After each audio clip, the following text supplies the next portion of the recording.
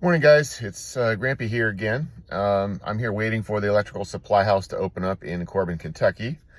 And I was just pondering some words of practical wisdom that I've received or grabbed onto over the years that are quite practical. They have to do with aspects of how we do our work, our approach to responsibility and that kind of thing. And not long ago, maybe it was a little while ago by now, I was talking with Noah, and he said, well, there's one thing that we Smiths are known for. It's we work hard, right? Because somebody had said, they were commending him for his work ethic. And so I'm glad that did catch. Today I actually want to kind of, add to that. Because I think that is a good thing to do, is to be a hard worker. But some of the things I'll talk about today actually enhance a good work ethic and really bring home the value of what it means to be a worker, to be industrious, to be a faithful servant. Practical wisdom number one comes from my dear Uncle Ed. And he gave me this advice long ago. He said, the only way a company can give you a raise as an employee is if there's an increase in value or production. I can't remember exactly what he said, but that was the point. He said they can't just reward you for not getting fired for another year. You know what I mean? If there's annual reviews, right, there's got to be an increase in value and contribution that makes what you do worth more. Therefore, they can compensate you more for that. The other alternative is to just keep raising prices for what product they produce or service they offer. And eventually that'll just price them out of competition. So that's how that works. And I was in my teens when I heard that and really got hold of that. That was good advice from my dear Uncle Ed, who was a very faithful man in his work. Another one comes from Grams, and this isn't necessarily related to our work, but if there's one thing I took from Grams, it's to be thankful for what you have. And I can just hear her voice, that strong, deep voice, be thankful for what you have. And I remember her telling me that when I was probably pouting about something or the other when I was a kid, something I wish I had or didn't have. Anyway, that's piece of advice number two. Piece of advice number three isn't necessarily wisdom, but it's kind of funny. And I remember a fella I kind of worked with quite a few years ago. He said, do something, even if it's wrong. All right. And the point is don't just sit around waiting for something to happen. Get busy. But we would laugh about that. And obviously we don't want to be doing wrong just to be busy. But I hope we get the point, right? Do something, even if it's wrong. And so the last piece of wisdom comes from life experience. But Jocko Willink, a former Navy SEAL, wrote a book called Extreme Ownership. And I think the last piece of wisdom that I have really taken hold of and received is this idea of ownership. And in the parable of the talents, Jesus talked about a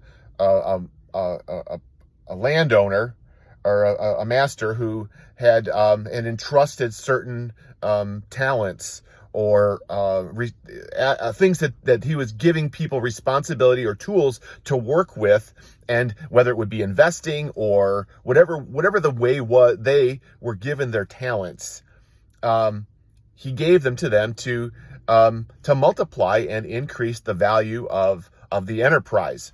And so we know the story that there was one who was given 5 and he multiplied it and he was rewarded for it with 5 more.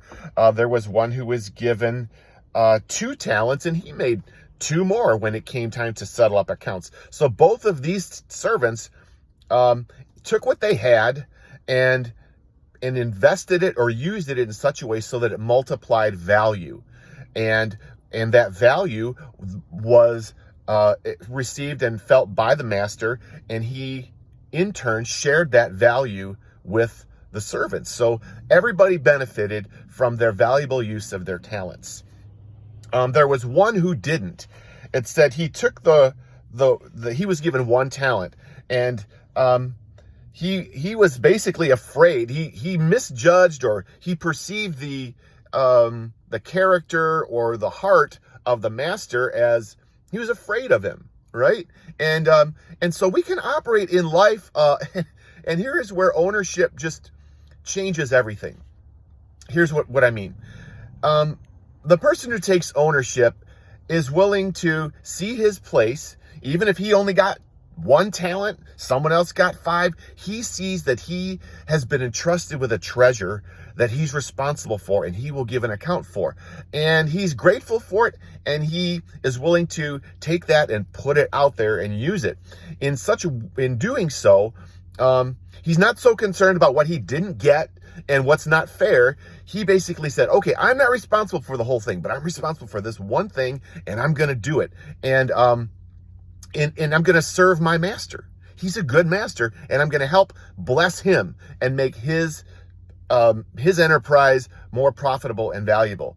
The other side of that is his primary thing wasn't staying out of trouble, right? Getting the master mad or whatever. And so the point is that you and I may not be the owner of the company, the supervisor, and any level of responsibility in terms of the organization, okay? But if we've been entrusted with a certain task, we're the owner of that task. It's ours. And our name, our reputation, and the name of Jesus, if we're Christians, is associated with what we do with that. And I think at the end of our days, we don't want to stand before the Lord and say, well, and have him say, well, well done, good and faithful servant. You succeeded in maintaining plausible deniability for any blame or anything that went wrong in your life, right? That is not a commendation. But so many times that's how we operate, or we are tempted to operate, where we're just willing to try to stay out of trouble and hope that, somebody else fixes it or gets the blame for what went wrong or what didn't get done. And so being an owner means being willing to take the risk and take the responsibility to either learn something new, venture out into a realm where maybe you're not the expert, but the way you grow, the way we become valuable is by learning, taking risks, learning from sometimes our mistakes, but learning from our victories, and serving our team, serving our master. In the end, we are going to hear the master say, well done, good and faithful servant. You were faithful over a little, I'm going to give you much. And enter into the joy of your master. So I guess that's my encouragement for us today is keep increasing our value by serving our master, whatever the realm is, whoever it is we're working, whether it's our family, whether it's our boss, whether it's our pastors, whoever it is. I'm a servant. You know what I mean? That's who I am, right? And but in God's economy and in the way the world works, when we see ourselves as serving something greater, we're faithful over what we're entrusted with. We take ownership for it. We are willing to give an account, take the risks, get it done. We increase our value, and the tendency is if you're faithful in a little bit, you'll find yourself faithful over much. Be thankful for what we have. I don't have to have the 5 talents. God gave me 1. I'll just be faithful over that. Be thankful for that, and be willing to work with where we're at. Number 3 is do something, even if it's wrong, right? And then number 4 is take ownership over that one talent, and don't prioritize staying out of trouble or playing it safe.